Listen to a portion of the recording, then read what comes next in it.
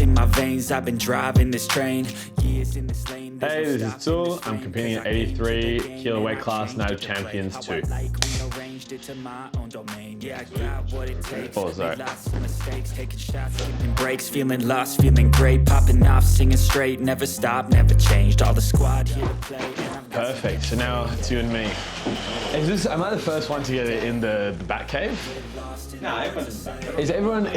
No, I have, but it looked like the lights are on. Is it all from this? Yeah. Wow. Okay. Cool. I withdraw on the things I make.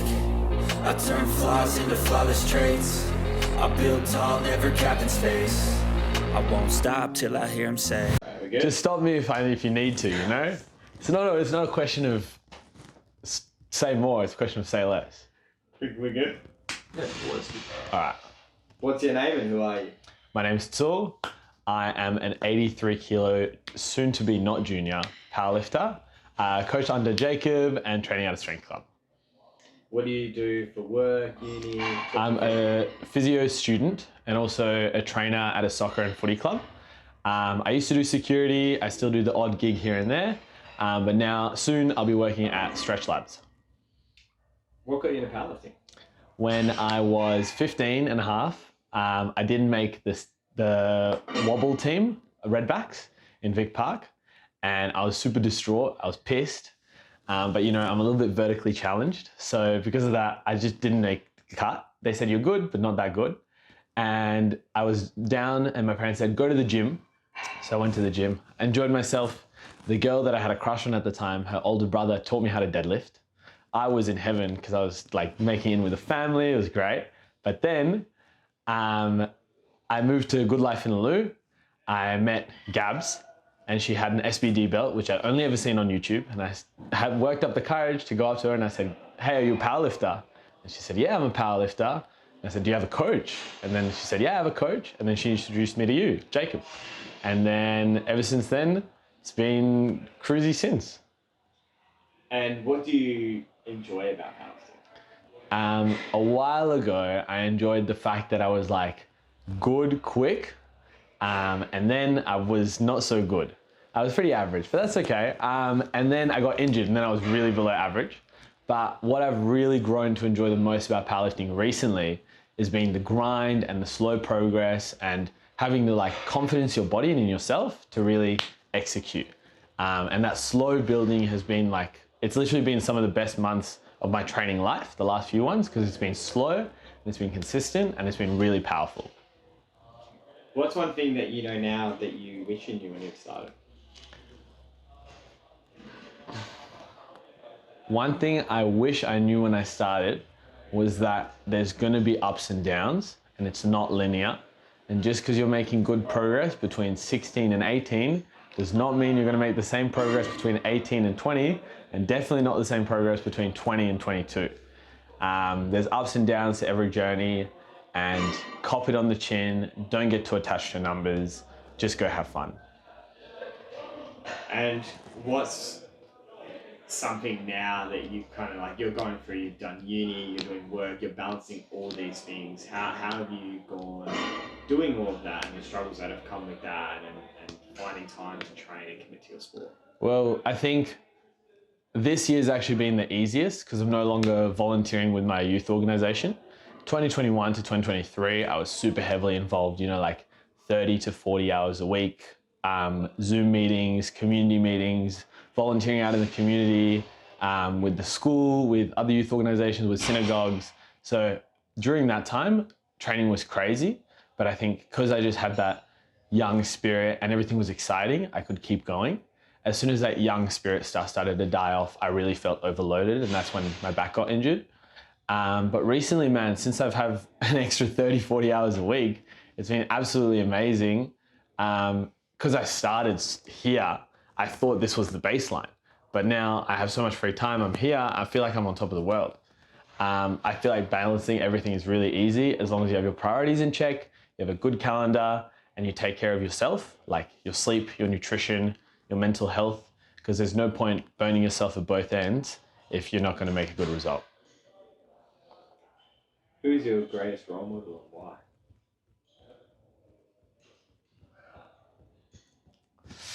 Okay, I think my greatest role model is my grandfather. When he was 12 years old, he moved from Libya to Israel. And at 12 years old, he started welding because that's what was available. And, you know, at that time, you get a job, you keep a job. He worked 6 days a week, 12 to 14-hour shifts, and would ride his bike to work every single day to save on gas. And he worked his ass off. Heaps of respect for him just for the insane hustle, and it was always to provide to his family. Like, he wore the same shit every day, did laundry once a week, didn't give a fuck. But the reason why is because he had his priorities straight. I think he's definitely my biggest role model. Did your grandfather know you powerlift? He unfortunately passed away in 2019, and that was the year that I had my first competition. I'm trying to think of the dates. He actually passed away 2 weeks before my first powerlifting competition, so sadly he never knew. How do you think you'd feel about it? I think he'd look at me because, you know, he's like blue collar laborer. He was a blue collar laborer. He'd look at me and be like, yeah, that's my grandson, like big, strong boy. And I've always been told that I have the physique of his brother. His name is Uncle Ellie. And everyone said Uncle Ellie was like this really massive swolger of a guy. And when my grandma looks at me, she says, oh my God, your body looks so much like Ellie. So I think he'd be proud of the fact that I've put in the hard work. What's your most memorable moment in powerlifting? There's been a lot, man, like a lot. Am I allowed to pick 3? Okay. You can pick which one makes it best for the clip. So my first most memorable moment was 2019 States, back at Ruchi's gym, back when Gabs and her brother were competing. And I was like taken under the wing by them, and they were just like taking care of me, and you had taken care of me that whole like year, honestly. So it was really cool to see everything come together, and I was a real like beginner level novice. That was an amazing moment of like, holy shit, this is fun as. Second most memorable competition or moment was 2021 States, the one at Revs when everyone was fainting, where I also fainted. I was in a really intense battle with Hoang, and we were literally tied. On my second last deadlift, I fainted, and my parents were watching that competition. They said, Jacob, you can't do anything. You can't let him go back on. And you said to them, well, because he's over 18, he can actually do whatever he wants. And then I ended up making that same attempt on my third pull, and I won on bodyweight. That was a really insane comp. And I think this is the creme de la creme. 2022 SummerSlam, we were in a really heated battle. Me, Alan Jenkins, Josh Chiller, and Cal Morley. And between us, there was maybe like 7.5, 5 kilos in the total coming into deadlifts. I pulled 245 or 240 for my opener, 255 for my second, and everything was like on point. And I went up for my third deadlift, which was to win, 272. And I had my music blasting, and then you flicked the headphones off me. Everyone in the crowd was cheering. I'm like so locked in, I couldn't tell you what else happened. I pull, I made it, I went crazy, shook everyone's hands. That was the win for the pull. And then Cal Morley unfortunately missed his third deadlift, which would have got him the gold. But that was a really, really crazy and really, really fun competition. Yeah, that was insane. Yeah. What are your interests outside of powerlifting? Outside of powerlifting, I really like yoga. Yoga's really good for the mind and the body. I really enjoy cooking. I come from a Middle Eastern family, and we have a lot of flavor in the kitchen, so I've naturally been drawn to that. Unfortunately, my meal prep doesn't reflect that, but yeah. What else? I'm started getting into reading, which is really nice, and I'm really into the Wordle, the New York Times games. Picked it up recently, and I'm having a lot of fun with that. What are some things that the viewers might not know about you or your story that maybe hasn't been so public? I think something that hasn't been so public was my injury late last year. August 2023, I had a strained QL, which absolutely fried me. Like, I couldn't walk a squat back in, and then I was like, all right, something's definitely wrong. And because I was so attached to numbers and scared of falling behind everyone else, I would feel this much better and go this far and then hurt myself again. And feel this much better and go even further and hurt myself again. I think that constant cycle of injury, re-injury, re-injury really took a toll on me mentally. And going into 2024 Nat, I was like, all right, I'm just picking up the pieces. I'm here to have a good time. We had a good comp, but end of the day, it was actually traumatic for me. Because, stepping up to the bar every time after you feel this much better and you get false confidence, then all of a sudden it all comes crumbling down. That was a really hard hurdle to get over. So being where I'm at training, which is like definitely the strongest I've ever been, it feels good to be back there knowing that my body can handle it and that after such a big setback, I've had such a good turnaround.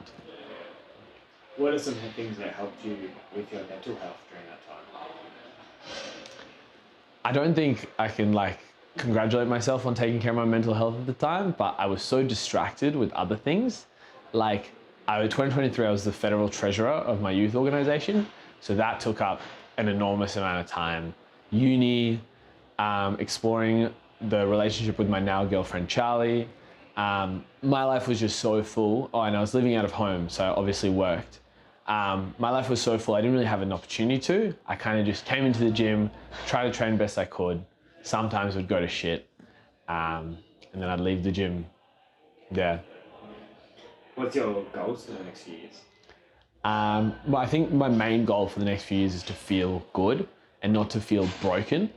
I don't want to be a powerlifter that goes to the gym, he's like, oh, my back, my hips, my knee. Yeah, you can squat a lot and bench a lot, but if you're not enjoying your life outside of it, I think it's a bit dead. I think the best thing is definitely longevity, and after having such a bad injury last year, I just want to feel good. And I know if you feel good, you're confident, your lifting will be good. If you're just not strong enough, it's fine, it's just numbers. Do you think a lot of people don't look after themselves enough? Yes, obviously. And I think the craziest one is juniors, because they still have heaps of, spring of your life. They don't take care of their sleep, their nutrition, their mental health, but it's fine because your body's in the peak of its life. I think the middle to late opens / masters probably have it figured out a little bit more. But what you hate seeing is somebody with a lot of potential get injured early and then decide, yeah, powerlifting is not for me. Because it is for you, but you're just not doing it right. And what makes you a champion? I think all my downfalls. I've had heaps of downfalls. Yes, I had a lot of wins in my career, but I had heaps of losses. And out there at the gym, I've had even more losses. Moments where I've called you or spoken to people about how I can't even deadlift 100 kilos. It's embarrassing. And it's been so many steps down. And the fact that I've come again and again and again, and I don't know if it's stubbornness because I never made that basketball team, or if it's persistence in the sport, I'm back now where I want to be and even exceeded that. And you did Night of Champions last year. Talk to me, one, about what that event was like, and then two, how did it feel to get an invite to the next one? Night of Champions 1 was a really, really exciting test run. The fact that we were competing at night and it was an invitational only event. It was very low key, but still somehow managed to get so much hype, I guess through word of mouth. It was me versus Mapolo, who at the time was doing exchange from Ireland. And I had come back from Melbourne. I had a 5-week prep. I kept tearing my thumb. So after my second thumb tear on my second deadlift, it was kind of the day. But that competition, the hype and the energy it brought from the community was so exciting to see Map win overall men's as a junior, and he's a year younger than me as well. He's about to go to Junior Worlds as a 74. To see Nat pull 270 at the time, I remember electric doesn't even cover it. It was ecstasy in the crowd. And when she hit it, it was the moment. You wanted to be there. The videos don't do it justice. I remember that was absolutely insane. And it was wow, I really want to train hard. And then getting an invite for Night of Champs 2, there's been this rivalry between me and Dimmy for a very long time. I came along, I helped Dimmy through his first couple comps. And then when I got injured, Dimmy's bench blew up and also his other lifts. And he's been the 83 junior champion in Perth for a long time now. One competition. Too long in my books. So knowing that he was where he was and I wanted to be ahead of him, it kind of lined up a natural rivalry. And I remember like going on to Chris, like, Chris, man, you know you want it, like, give it to us, come on, it'll be really good. So yeah, when I got it, I remember being over the moon, man. Like, it was really, really exciting to be reinvited. And also the fact that I knew there was going to be a lot of new competitors meant that my chances of coming back were a lot less. And what's your strategy battling Dimmy? What's the game plan? The game plan is, the easy game plan, man. It's nothing on the game day. Game day is only the culmination of all the work you put in the gym. If I feel good in the gym in the next 7 weeks, I'm going to be unstoppable. Actually unstoppable. My squats have been feeling amazing. My bench, if I take care of it, will be amazing. And my deadlift's back where it was back when I was deadlifting 272. I just need to show up to training and train hard. Because fortunately, I'm still at uni. I still can get 8 hours of sleep, 9 hours of sleep, take care of my nutrition, stress. Unfortunately, Dimmy works a full-time job where he just doesn't have that luxury. I respect him for going to the gym, you know, late at night, early in the morning, whenever he can squeeze it in. That's one up that I have on him. The 30 up that he has on me is in kilos in the bench press. So I've just got to go and execute. Dimmy's going to come and execute, and it's just a matter of who's stronger on the day. The banter's been pretty big amongst you two. Do you think that's driven you both to become better athletes? Absolutely, man. Like, the banter is the public part. Like, in DMs, me and Dimmy are very friendly, congratulating each other, supporting each other, being like, man, your training's been going amazing, well done. This, that, the other. And the nice thing about Dimmy is he's also an intellectual. So sometimes when we talk, we'll bring up like historical references, we'll talk about politics, all this different jazz, and it's not all about powerlifting. I'd say through this process, Dimmy's been a really good friend of mine, but come game day, we're not friends. And what some closing words you have for your rival? How much time do we have, Jasoff? All right, I'm gonna tell you a story, okay? So this story dates back 2,300 odd years, all right? Alexander the Great, in 327 BC, took over the land that's now Israel, right? Greeks came in, there was a lot of like mingling.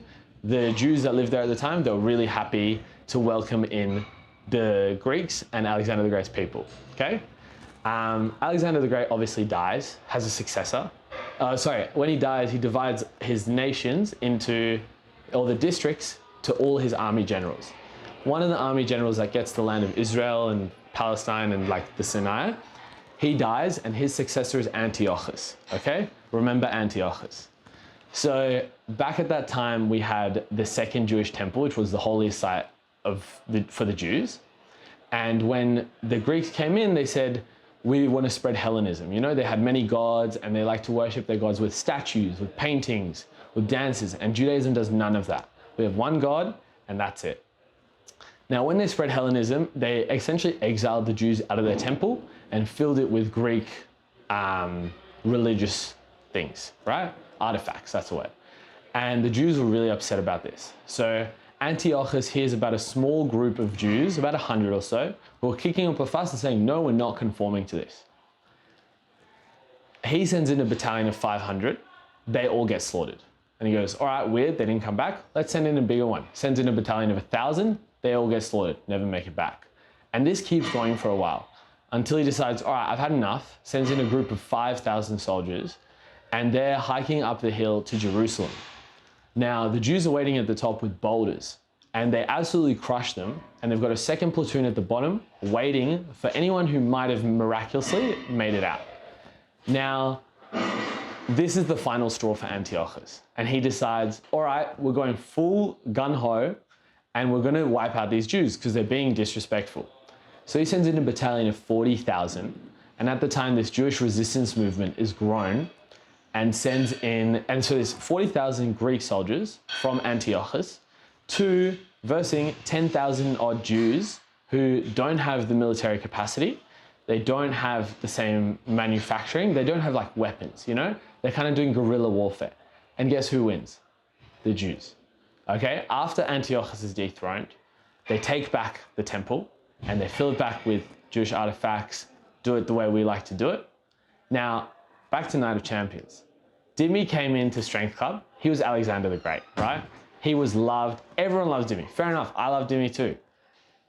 Over the time, Dimi's developed this, I don't know, annoying reign that he is the 83 kilo champion. And that's fine, you know, it's life, it develops, continues. But now Dimi is Antiochus. This battle of the Jews versus the Greeks was called the Great Maccabean Revolt. So come October 5th, we're gonna have the second coming of the Great Maccabean Revolt, Dimi. And I hope you're ready, because regardless how many troops you have left, the Jews always come out on top. History repeats itself. That was fucking wild. Clip it, send it.